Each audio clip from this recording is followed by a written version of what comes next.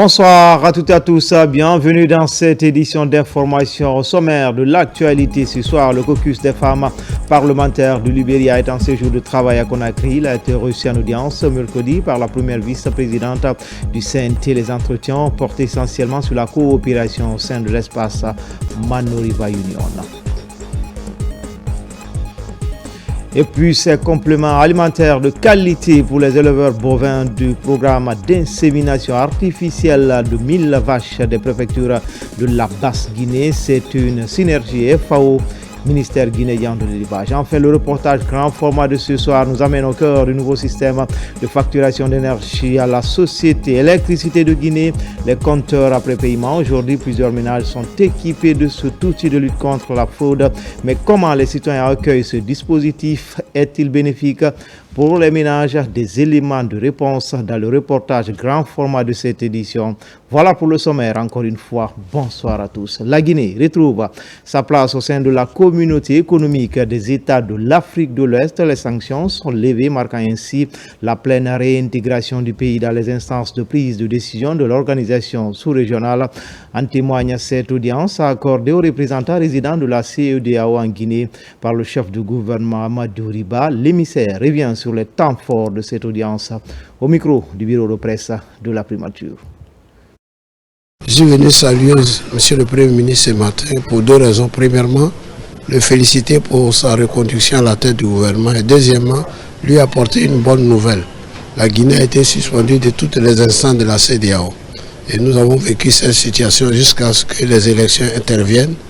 Dans le cadre de la mise en œuvre du chronogramme sur la transition, l'élection présidentielle était l'une des importantes étapes. Et cette étape a été franchie. Aujourd'hui, la Guinée a un président et la CEDEAO, toutes les instances de la CEDEAO ont pris la décision de lever les sanctions contre la Guinée. Donc, je suis venu lui donner cette bonne nouvelle. Aujourd'hui, la Guinée n'est plus sous sanction et est intégrée à toutes les activités de la CEDEAO. Douleur et consternation, décès de l'ancien ministre et écrivain Alpha Abdoulaye Diallo, communément appelé Portos. Au nom du chef de l'État Mamadi Doumbouya, le Premier ministre Amadou Riba a conduit une importante délégation à la levée du corps, une présence qui traduit la compassion, la solidarité et l'empathie de l'État envers la famille du défunt. Ousmane Bangoura. La nation rend un dernier hommage à l'un de ses anciens serviteurs. À l'occasion de la levée du corps de l'ancien ministre Alpha Abdoulaye Portos Diallo, le gouvernement guinéen a marqué sa solidarité par une forte mobilisation. La délégation officielle était conduite par le Premier ministre Amadou Riba, accompagné du ministre secrétaire général de la présidence de la République, le général Amara Kamara, du ministre directeur de cabinet de la présidence, Djiba Diakité, ainsi que du conseiller à la présidence chargé des infrastructures. Par ce acte solennel, les autorités guinéennes ont exprimé au nom de l'État leur compassion et leur solidarité à l'endroit de la famille éplorée. Dans cette douloureuse épreuve, un moment de recueillement, empreint de dignité et de respect à la hauteur du parcours et de l'engagement du défunt au service de la nation.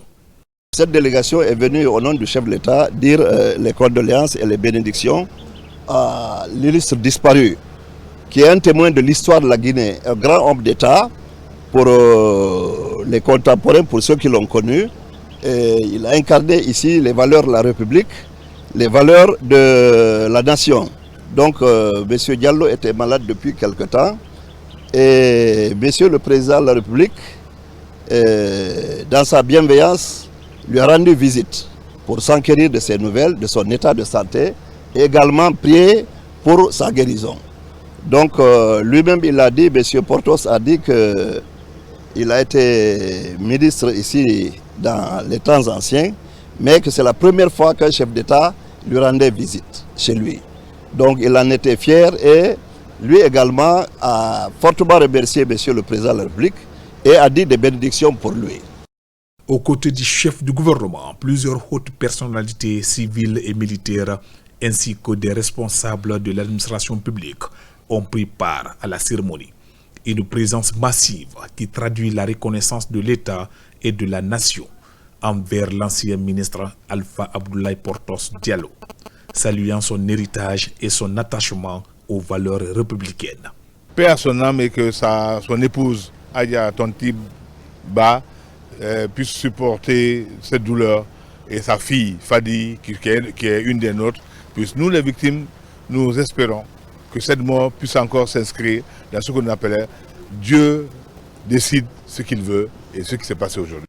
En s'inclinant devant la mémoire de l'illustre disparu, le gouvernement réaffirme son soutien moral à la famille endeuillée et renouvelle son attachement aux valeurs de solidarité nationale chères à la République de Guinée. Dans le reste de l'actualité, le caucus des femmes parlementaires du Libéria est en séjour de travail à Conakry.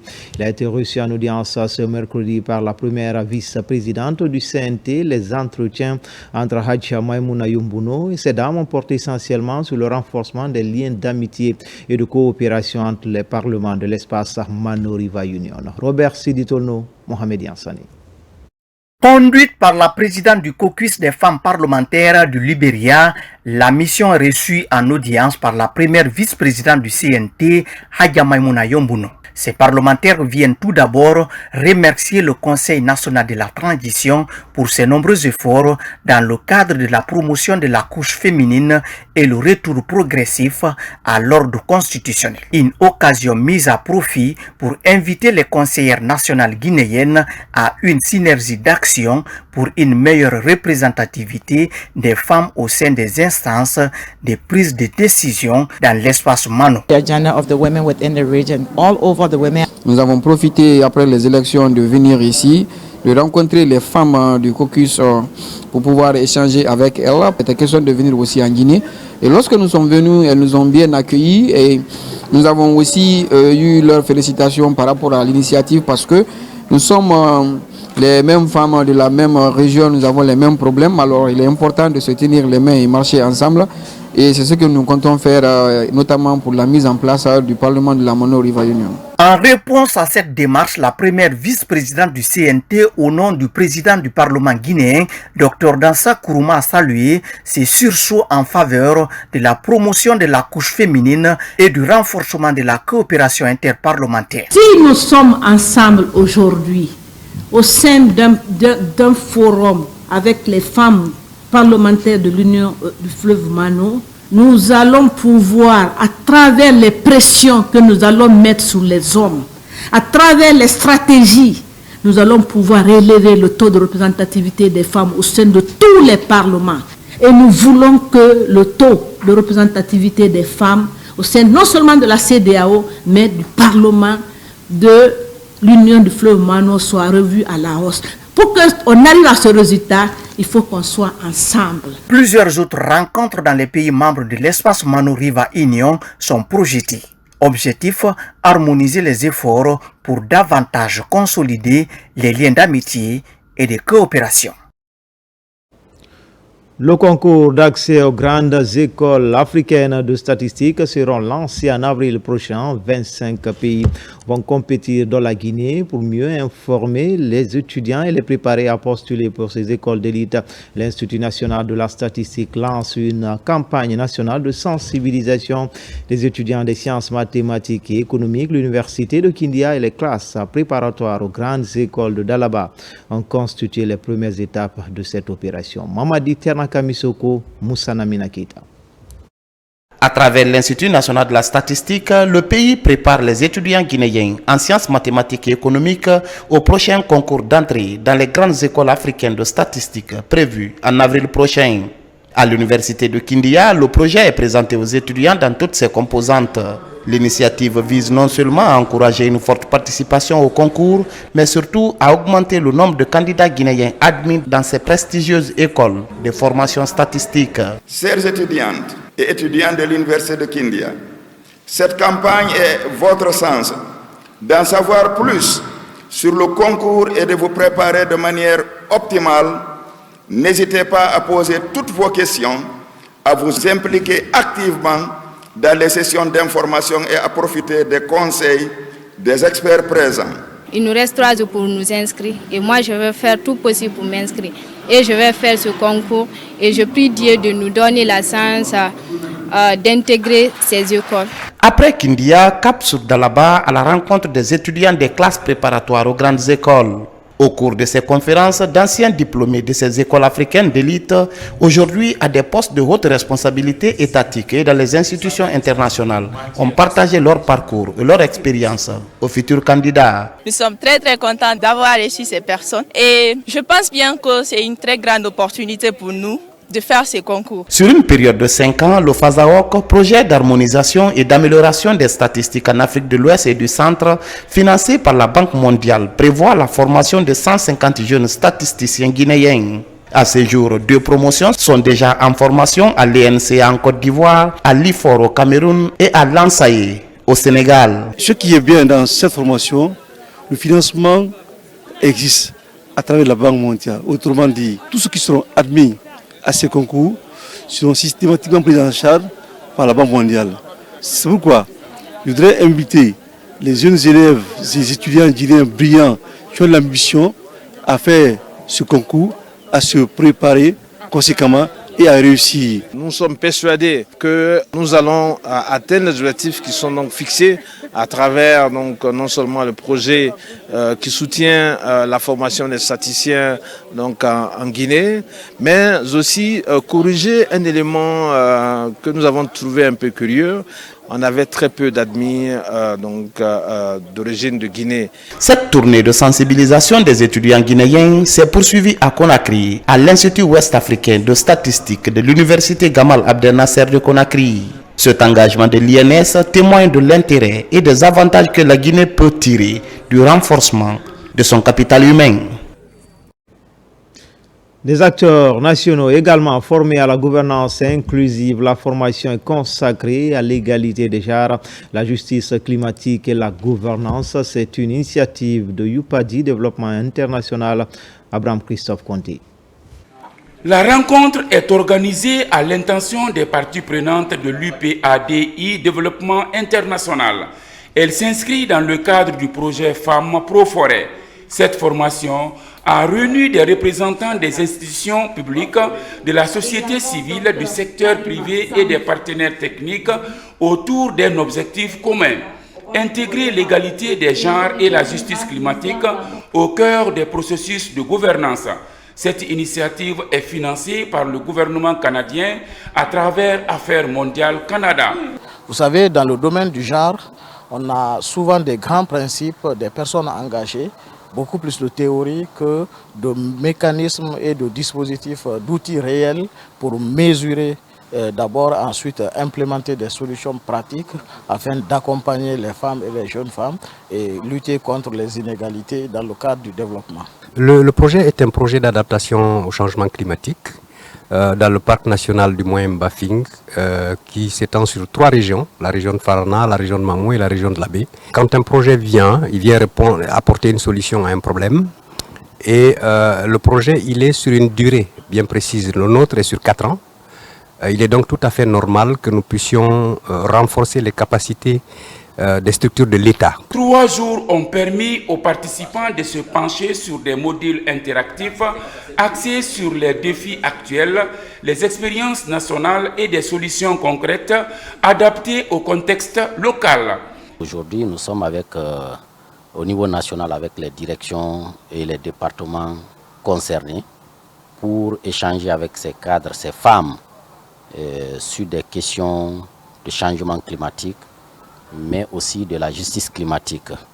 Et donc parler des inégalités qui ressortent généralement quand il y a changement climatique qui affecte la femme. C'est une question vraiment que moi j'ai beaucoup salué, surtout les questions du genre, les questions du climat, les liens qu'on a eu à faire entre le genre et le climat, et en même temps aussi les différents droits humains que beaucoup ignorent. À l'issue de la formation, les participants se sont engagés à appliquer les connaissances acquises dans leurs domaines respectifs, notamment à travers l'élaboration de projets et de politiques plus inclusives et résilientes face aux défis climatiques. Le plan d'action JAR vient d'être examiné, validé au ministère de l'Énergie. C'était au cours d'un atelier organisé par le département Conakry. L'idée d'intégrer la dimension JAR et promouvoir l'équité dans tous les secteurs énergétiques du pays. Nabi Kamara. L'intégration de la dimension des genres et la promotion de l'équité dans toutes les politiques, programmes et projets énergétiques du pays. C'est l'une des préoccupations actuelles du département en charge de l'énergie. Un plan d'action a été élaboré à cet effet. Sa validation a fait l'objet d'un atelier national qui a réuni toutes les parties prenantes au processus de sa mise en œuvre. Il a été organisé par le service Genre et Équité du ministère de l'Énergie. C'est voir comment la prise en compte du genre est effective au sein du ministère de l'Énergie et voir aussi comment les femmes et les hommes peuvent être impliqués équitablement dans les tâches techniques au sein du département. Intégrer donc le genre dans le secteur de l'énergie n'est pas quelque chose de facultatif. C'est une condition pour que les investissements massifs consentis à toutes les échelles, que ce soit au niveau de la production, du transport, de la distribution, de l'éducation rurale, que ça profite réellement à toute la population. Cet atelier de validation s'est tenu sous la forme d'un processus participatif et consultatif afin de garantir l'inclusivité et l'appropriation du plan d'action en faveur de l'équité des sexes dans le secteur de l'énergie. La tenue de cet atelier témoigne de la ferme volonté des plus hautes autorités de promouvoir l'équité, l'égalité des chances et l'inclusion du genre dans les politiques, programmes et actions du ministère. Le plan d'action ainsi examiné et validé par les acteurs a été produit suite à un audit des genres qui a mis en évidence les lacunes actuelles dans le secteur de l'énergie. Premier comité de direction 2026 de la compagnie des bauxites de Guinée, une rencontre qui a permis de jeter un regard rétrospectif sur le chemin parcouru en 2025 pour corriger les insuffisances et redessiner ensemble la vision 2026 pour l'atteinte des résultats. Fodé Camara. À Kamsar, sur le site du projet de raffinerie, la compagnie des bauxites de Guinée vient de tenir son premier comité de direction élargi pour dresser le bilan des activités réalisées par l'entreprise au cours de l'année 2025, mais aussi passer à revue les acquis et les difficultés rencontrées avant d'établir une nouvelle feuille de route pour l'année 2026. Un exercice inclusif bâti sur le principe d'obligation de résultats et de précision, comme l'élaboration d'un plan de vol dans l'aviation civile. Le moyen de transport qui est le plus fiable, c'est l'avion. Il faut copier. Si on ne peut pas inventer, il faut savoir copier. Nous avons fini 2025. Est-ce que nous l'avons bien terminé? Est-ce que nous l'avons bien passé? Il faut faire un bilan. C'est une réunion de direction élargie parce que simplement tout le monde n'est pas directeur, mais tout le monde a une parcelle de responsabilité ici. Comme à l'accoutumée, ce comité de direction a débuté par une série d'exposés des cadres de la CBG. Des cadres qui, à tour de rôle, ont fait le tour d'horizon des acquis, défis et perspectives.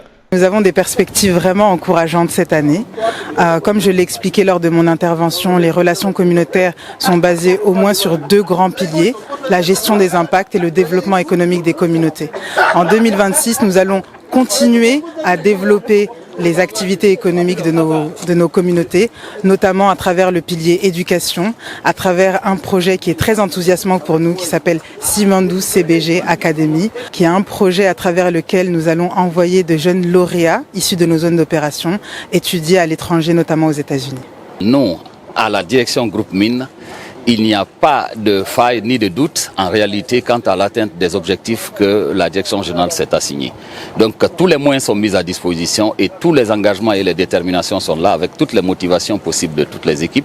Le partage du cadre de référence stratégique a bouclé la série de présentations des cadres de la CBG. Ce conclave stratégique a permis de conforter l'unité d'action afin de privilégier à tous les niveaux l'atteinte des objectifs de l'entreprise dans le respect des règles de santé et sécurité et autres exigences de la compagnie des bauxites de Guinée.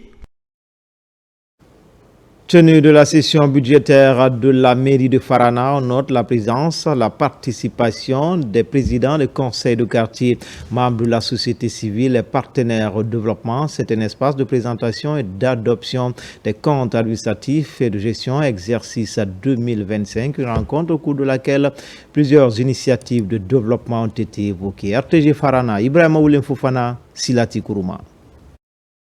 Dans la salle de délibération de la mairie de Farana, l'on pouvait remarquer la présence du président de la délégation spéciale, les chefs de quartier et les représentants des partenaires au développement. Une opportunité pour la mairie de faire le bilan des actions de développement communautaire réalisées en 2025, avant de décider de l'adoption du projet du budget de 2026. Au cours de l'année 2025, donc, on a pu faire un DALO pour le secteur de Konoulé. On a fait le pavoisement, le DALO au niveau de la pharmacie Sankara. Pour cette année 2026, nous envisageons aussi la gestion des ordures du marché central. Donc nous sommes en train de louer les camions pour ramasser ces ordures. La première action que nous souhaitons faire passer au cours de cette session, c'est l'achat d'un camion au compte de la commune urbaine. Nous allons faire à travers l'ANAFIC, le pôle de santé de Birissa et de Sansanko. L'ANAFIC, à travers la convention, le projet de développement agricole du bassin arachidier de Dabola, va faire des financements aussi dans la commune urbaine dans le cadre de la promotion de la riziculture et du maraîchage. Ce projet de budget de 2026 de la commune urbaine de Farana est initialement équilibré en recettes et en dépenses à plus de 7 milliards de francs guinéens adoptés par la majorité des membres du conseil communal. C'est déjà vraiment des sentiments de satisfaction par rapport à ce que la commune urbaine de Farana a mobilisé comme fonds. C'est pour le moment de remercier le président de la délégation spéciale et tous ses conseillers pour les efforts louables pour le développement de la commune urbaine de Farana. Très réconforté. Ce qu'on a vu cette fois-ci, on n'a pas l'habitude de les voir. Ça, on est dépassé de joie et nous sommes d'accord avec la mairie et nous souhaitons afin que ces choses-là continuent à marcher dans la cité, surtout dans la commune de Farana. Cette session budgétaire communale a été pour les cadres un engagement en faveur du progrès. Plusieurs initiatives de réalisation d'infrastructures modernes, de lutte contre l'insalubrité et le changement climatique seront au cœur des priorités de la mairie en 2026. Pour maintenir l'état de propriété actuel de la ville de Conakry, la NSP offre des équipements aux différentes communes de Conakry, des équipements qui devraient renforcer les capacités opérationnelles des municipalités et améliorer la propriété urbaine. Mohamed Lamine Kamara. L'ANSP est désormais dans une dynamique de maintenir l'état actuel de salubrité de la ville de Conakry. Un mois après le concours intercommunal, l'agence de régulation affûte ses armes pour doter des communes participantes en équipement d'assainissement.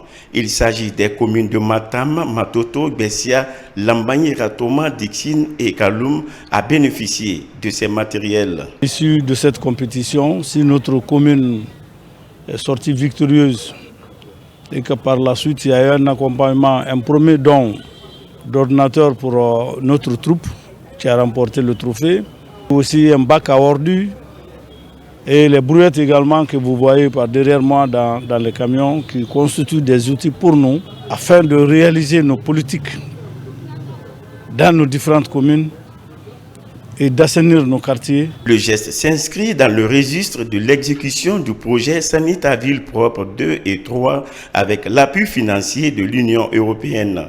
Cette dotation en kit d'assainissement permettra à coup sûr de renforcer les capacités opérationnelles des collectivités bénéficiaires en matière de gestion des déchets. L'accompagnement institutionnel de l'État à l'endroit des communes, aucune commune ne sera laissée pour compte, que ce soit les communes de Conakry ou les communes de l'intérieur du pays. Et cela est la matérialisation de la volonté du président de la République de rendre notre pays propre. Même le ministère désormais, c'est le ministère de l'assainissement, de l'hydraulique et des hydrocarbures, comme quoi la volonté aujourd'hui est de rendre notre pays propre attrayant. À travers ces actions concrètes sur le terrain, l'ANESP entend poursuivre la mise en œuvre de la politique gouvernementale en matière d'assainissement et de la salubrité publique pour un cadre de vie sain et décent pour le bonheur des populations. Comme annoncé dans les titres, des compléments alimentaires de qualité pour les éleveurs bovins du programme d'insémination artificielle de 1000 vaches des préfectures de la Basse-Guinée. C'est une synergie FAO au ministère de l'élevage. Elle s'inscrit dans le cadre du PEDAG. La remise des intrants alimentaires s'est déroulée à Wonkifon, préfecture de Koya. Noumou Soyagiti, Yaya Ousmane Silla, envoyé spéciaux. Les éleveurs bénéficiaires du programme d'insémination artificielle des vaches dans les préfectures de Bofa, Boké, Koya, Dubreka, Forekaria et Kindia ont reçu des aliments spécialement conçus pour répondre aux besoins nutritionnels et sanitaires des vaches pendant la période de gestation jusqu'à la mise bas.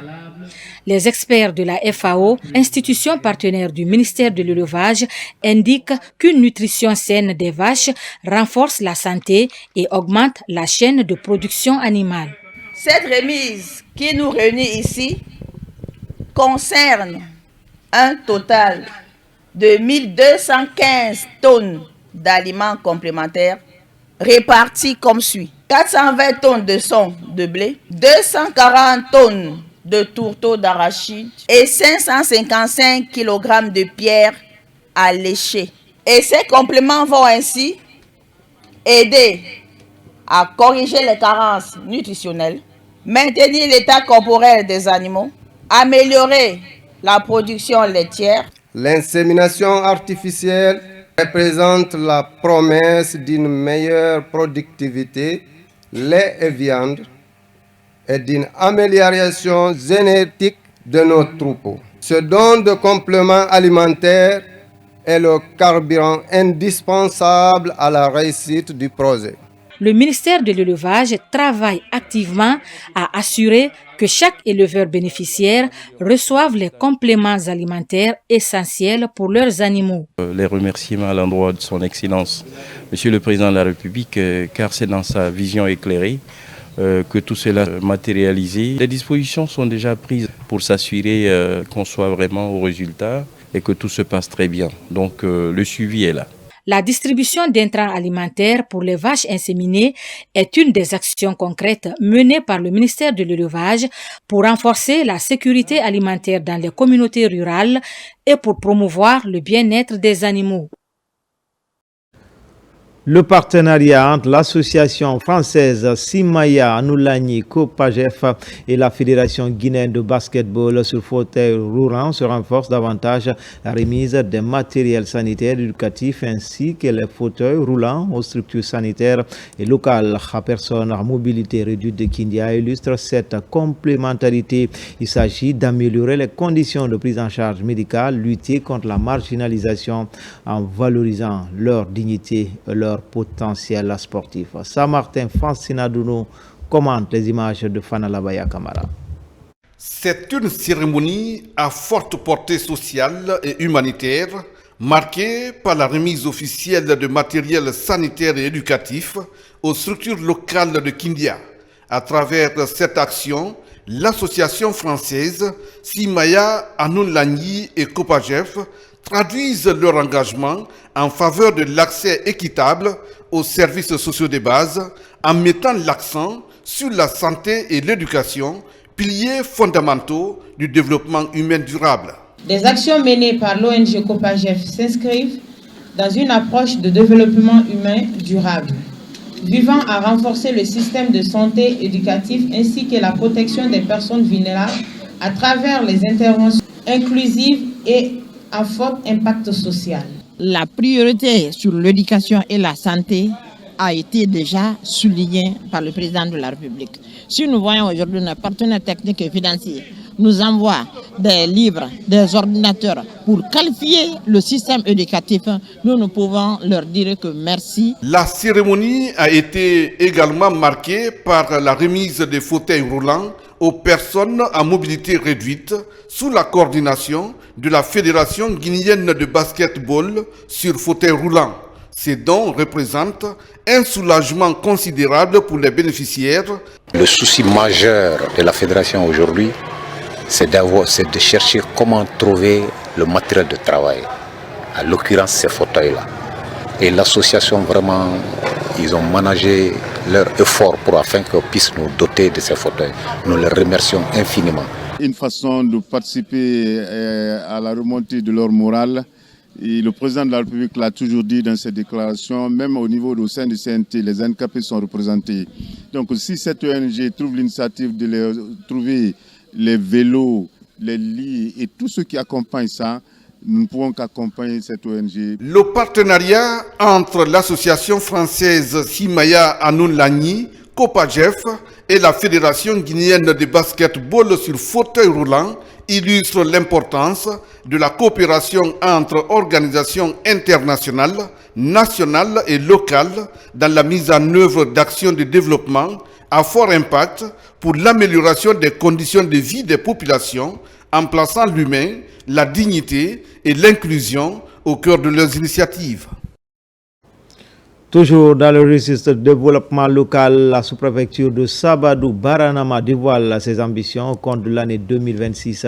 Un nouveau projet de réaménagement de la commune rurale est lancé. C'est le début d'une nouvelle saison de gouvernance participative afin de changer l'image de cette localité dynamique de la région de Kankan. Sur place, voici la correspondance de Toumani Siradialo, Djamoukaba.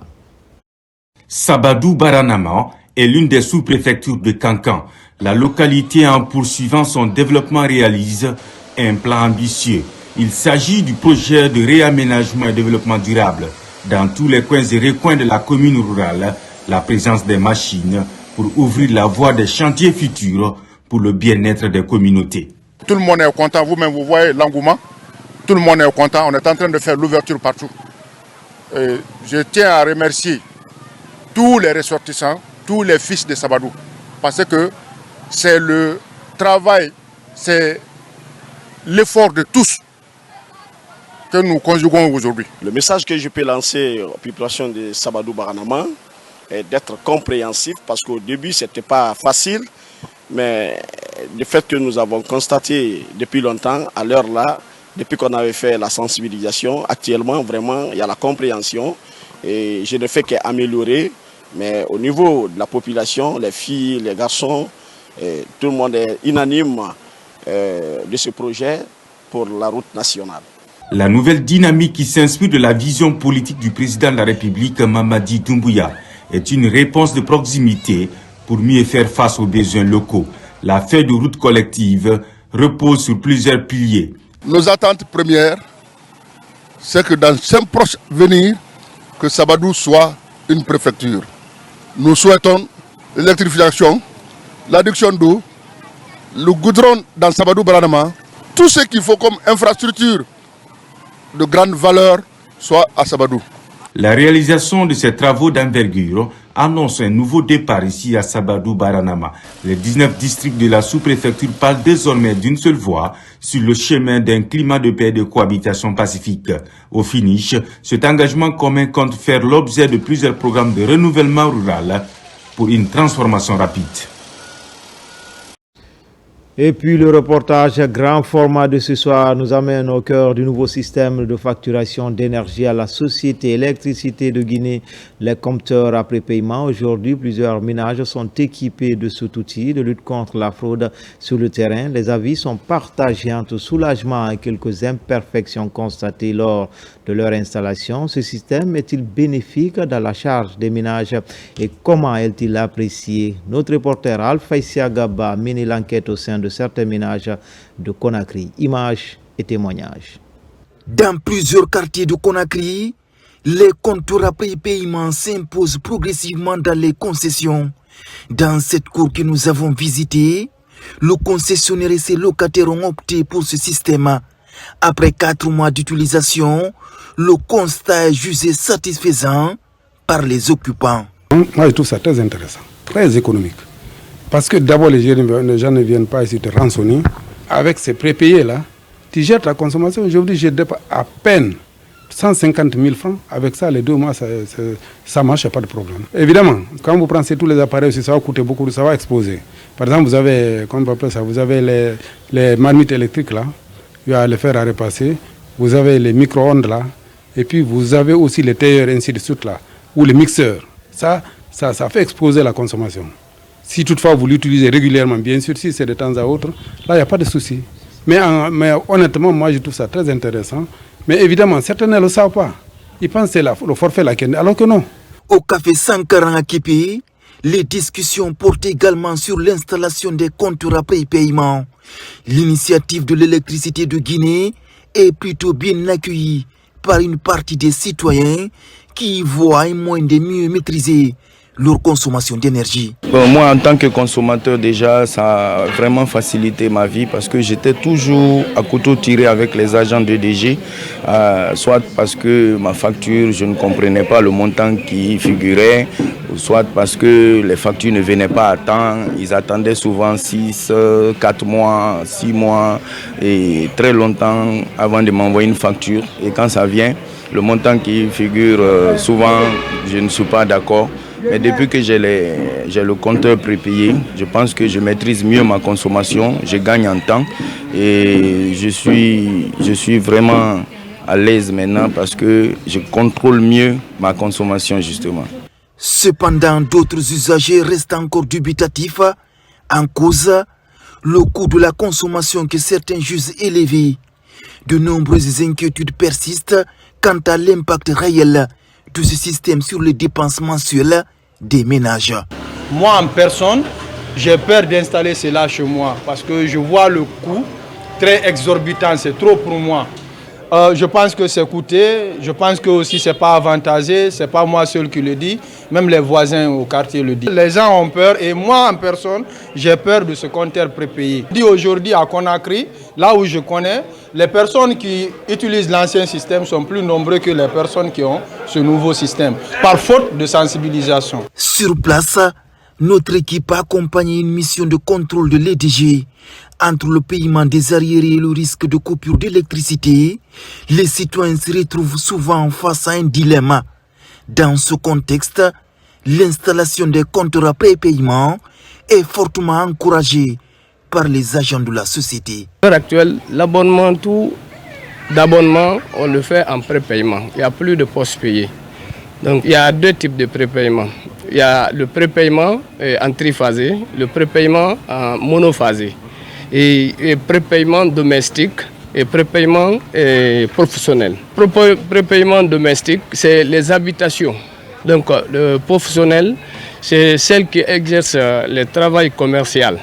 La consommation est différente parce que c'est celle qui exerce un travail commercial, il vend. Toutefois, une vaste campagne de sensibilisation demeure nécessaire pour mieux expliquer l'utilité et les avantages des compteurs à prépaiement.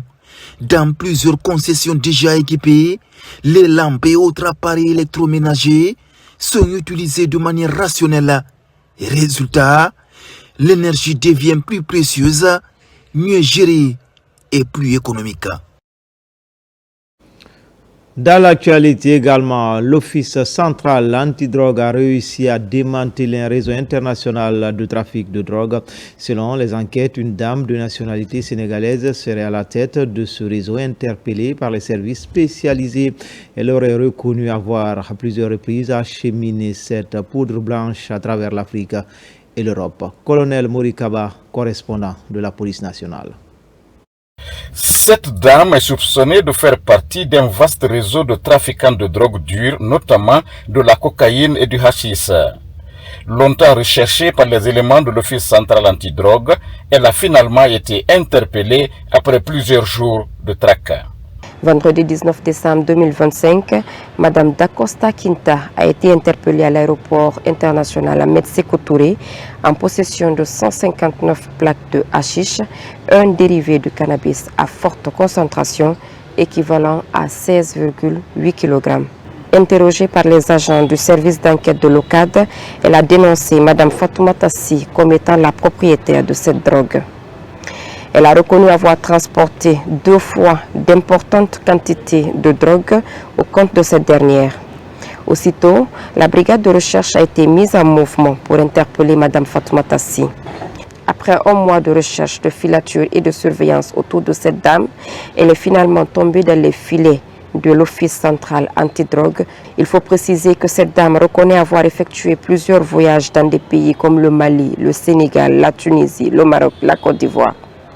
Des enquêtes, il ressort que la mise en cause pourrait être poursuivie pour détention, transport et trafic international de cocaïne et de substances psychotropes, fait prévu et puni par les articles 812 et 821 du Code pénal en vigueur.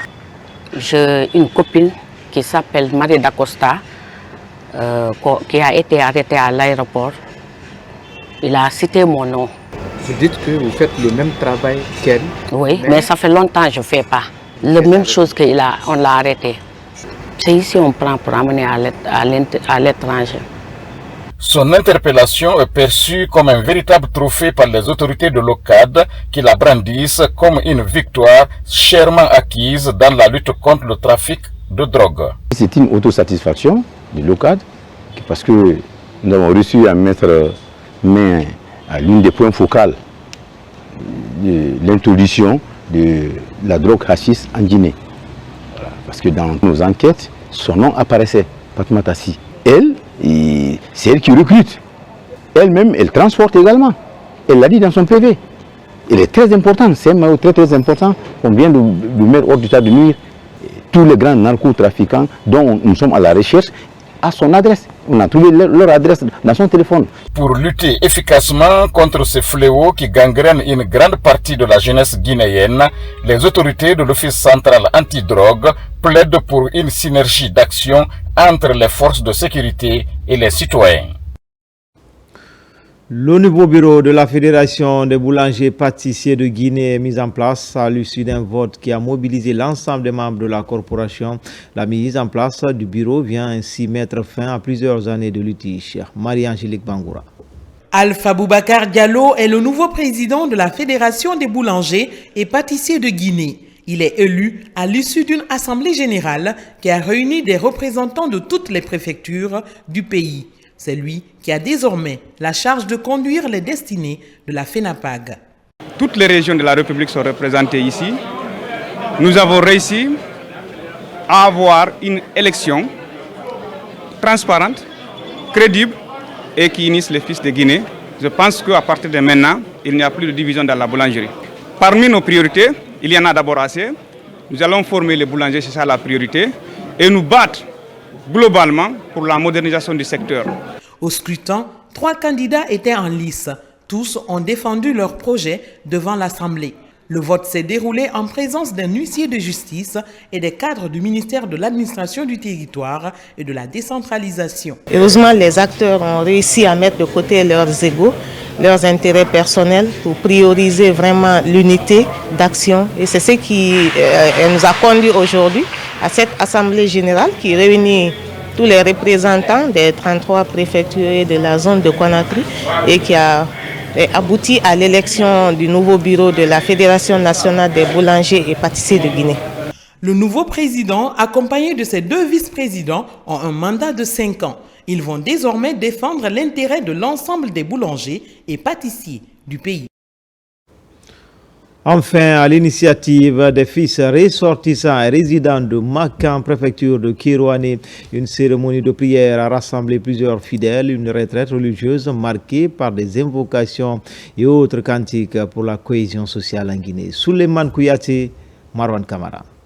Dans le district de Maka, sous-préfecture de Soromaya, préfecture de Kirouané, de nombreux fidèles musulmans ont répondu présents à l'appel des fils ressortissants. Dans l'enceinte de cette mosquée, les fils ressortissants de la localité se sont unis aux résidents pour une journée de prière collective. Objectif, invoquer la protection divine pour la paix durable et placer le mandat du nouveau président de la République sous le signe de la réussite et du développement local. Ce n'est pas la première fois. Nous sommes venus dans l'initiative de faire une bénédiction pour tous les Guinéens. En plus, prier parce que notre président vient d'être élu pour que Dieu l'accompagne dans sa mission régalienne. Une lecture intégrale du Saint-Coran et des prières pour la paix, mais aussi un grand moment de retrouvailles familiales. L'initiative est appréciée par l'ensemble des participants. Nous avons vraiment apprécié ce qui s'est passé. Nous avons aussi bien apprécié le serment de l'imam aussi.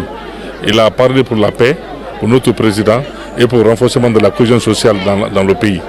Vraiment, c'est une fierté pour moi de retrouver beaucoup de parents à qui je ne connaissais même pas. Et je pense que nous avons bien compris les leçons. Nous avons compris aussi le message de nos parents. Je pense que chacun de nous doit faire son mieux pour apporter notre assistance à ces petits villages. À travers cette initiative religieuse, les fils ressortissants et résidents du village de Maka réaffirment leur lien avec la terre natale. Une leçon de solidarité pour rappeler que la paix commence souvent par un retour aux racines et un partage sincère. Et c'est ainsi que se termine ce journal. A grand été le plaisir pour moi de vous servir. L'actualité se poursuit sur le www.rtgguinée.info. À bientôt pour d'autres actualités sur la Guinée, notre paradis, terre de richesse et d'innovation. Inch'Allah.